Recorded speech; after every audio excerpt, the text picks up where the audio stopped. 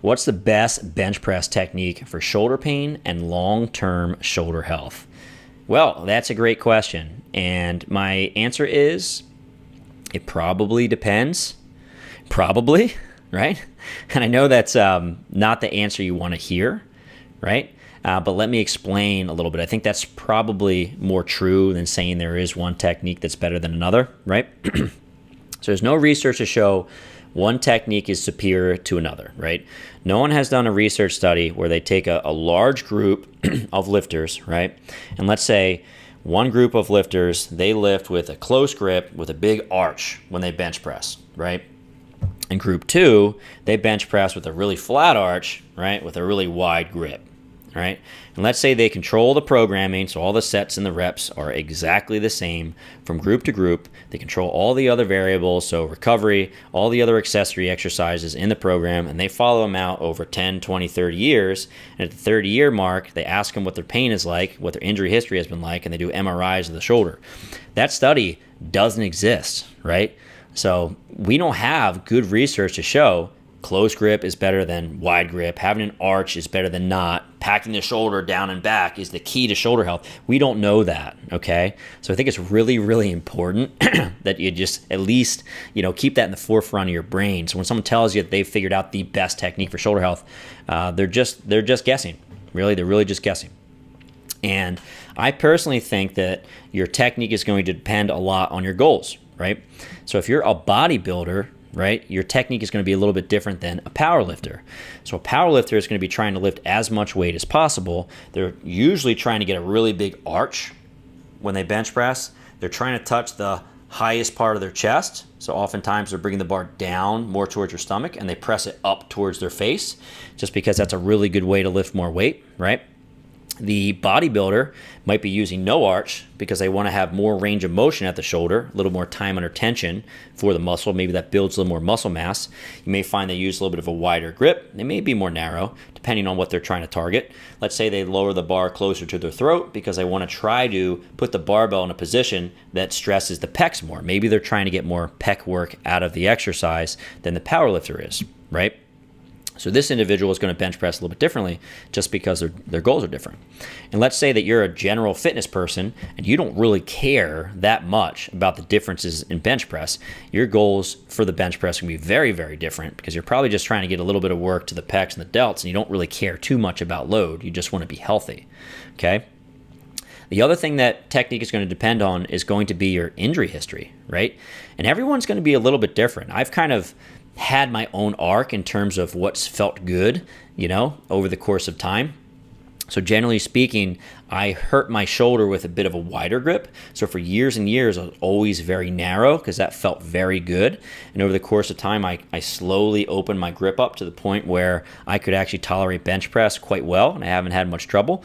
I still have to be a little careful with that wide grip. I do find that if I do too much volume, intensity, whatever it is over the course of time, that irritates me. So I do find that, at least for me, using a bit of a closer grip is a little safer on my shoulders. It feels a little bit better, right?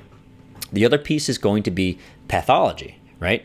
So if you have a specific injury to a specific part of your shoulder joint, you may find a certain technique feels a little bit better for you versus someone else that has a different injury, different pathology, and they feel better with a different technique, right? So let's talk about some potential pathologies, right, that are actually a little bit inverse. So if you have anterior instability, so basically the front portion of your joint is a little bit lax, when I am bench pressing, right, and let's say I'm using a really wide grip with my elbows flared out wide, when I go to the end range of horizontal abduction, so if I'm really deep into my bench press, that's going to stretch the anterior capsule, right? So if I have anterior instability, oftentimes it feels bad when I stretch the capsule because it's a little bit loose, maybe it's injured, your body says, I don't like it being here, potentially you're at risk for having a dislocation, right? Like I said, it's very uncommon for that to happen, but it potentially could happen. For an individual that has anterior instability, if you reduce the range of motion, right, so maybe a partial range bench press, or if you use a closer grip, so if I take my grip in a little bit, then I'm not going to have as much horizontal abduction. My elbows won't be able to flare quite as much. They'll be a little bit more down by my side. It will reduce the amount of stretch and stress to the anterior capsule. I might feel a whole heck of a lot better when I bench press, okay? Let's say I have an individual that has posterior instability, right? So the back side of the joint is a little bit more lax. If I use a wider grip on that individual, as I descend further and further into the bench press, there's actually less and less stress on the posterior capsule. I actually have the posterior capsule getting smaller or shrinking as I go into horizontal abduction, right? And the other piece is if I use a wider grip, that's going to center the ball in the socket. So the humerus is going to be centered more in the glenoid simply because the angle of my arm with a wide grip versus a close grip. If I use a closer grip and I have posterior instability, that's going to stretch the posterior capsule a little bit more, right? And it's not going to line up the glenoid, the humerus into the glenoid as well as I'd like. So these are two separate pathologies that may enjoy one technique more than the other, just because of the nature of the injury, right? So what about distal clavicle osteolysis? So when I am bench pressing, right, one of the ways we theorize the AC joint gets irritated is that if I'm going deep into a bench press, all of the horizontal abduction at the shoulder is going to distract the AC joint, right? And then as I press and I go back to my lockout position, you go right back to compression again. So it's one of these things where you distract the joint and press it back together, right? And the thought being is if you do that with a lot of load over the course of time, it can cause more wear and tear to the AC joint, right? So if I limit the amount of horizontal abduction, again, by going a little bit less deep, so maybe focusing more on floor press as opposed to full range bench press, or if I take my grip a little more narrow, so now when I bench press, my shoulder is more into pure extension as opposed to horizontal abduction, it may take some of that stress off the AC joint, right? And the other one is pec strains.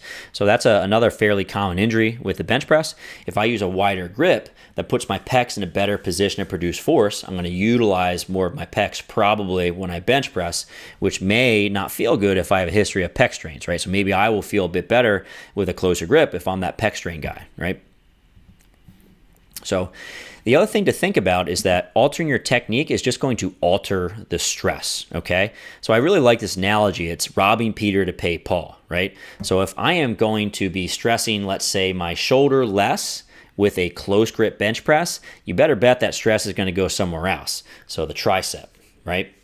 The other piece is if I go from a wide grip bench press to a close grip, I might use less weight because I simply can't use as much weight with a close grip bench press, and that's actually where the weight goes, right, off the bar because you don't have the strength to lift it. So a few things to keep in mind. If you use a close grip, that's going to reduce torque on the shoulder, right? If you want to see the research studies where I'm taking this from, it's going to be in the show notes, all right?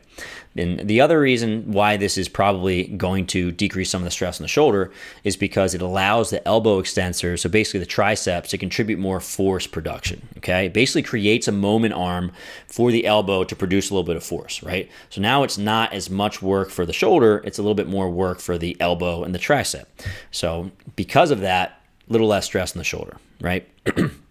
Another reason why going to a close grip might be a little bit helpful on the shoulder is because going more narrow, so taking a closer grip, places the pecs in a less biomechanically advantageous position, right? And it also shortens the range of motion, which is going to reduce stress on the anterior capsule and the stretch on the AC joint, right? Another interesting thing I found in this same study is that if you use a pronated grip, right? So typical bench press grip, you're going to place the supraspinatus, right? So the top part of the rotator cuff underneath of the acromion. And because of that, maybe you're a little more likely to impinge the supraspinatus with a pronated grip. And if you use a supinated grip, so an underhand grip, and I got to be honest, not a lot of people use this grip, but in some folks with shoulder pain, it feels great, right?